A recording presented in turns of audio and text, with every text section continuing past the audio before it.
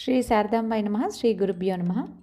ధర్మానికి ప్రతీకమైన శ్రీ భీష్మ పితామహుల స్మరణార్థంగా వారి ఆదర్శాలను జీవితంలో అనుసరించేందుకు భీష్మ ఏకాదశిని భక్తిభావంతో జరుపుకోవడం జరుగుతూ ఉంటుంది.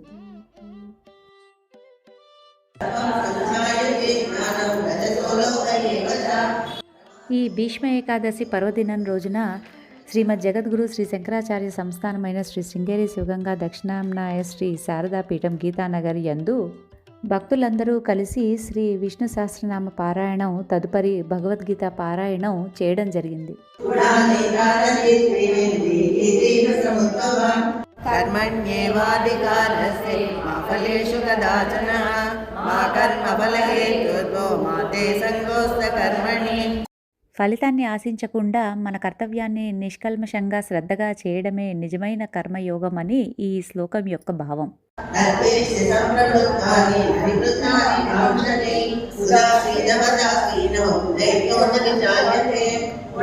భీష్మ పితామహులు మహాభారతానికి మూల పురుషులు.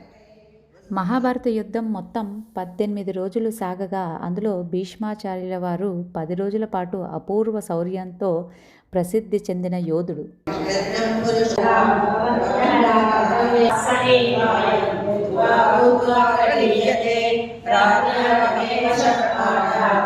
మహాభారత యుద్ధానంతరం ఉత్తరాయణ పుణ్యకాలంలో అంపశయ్యపై ఉన్న భీష్మ పితామహులు ధర్మరాజు అడిగిన ప్రశ్నలకు సమాధానంగా శ్రీ కృష్ణ పరమాత్మను ధ్యానిస్తూ శ్రీ విష్ణు సహస్రనామాన్ని పఠించడం జరిగింది.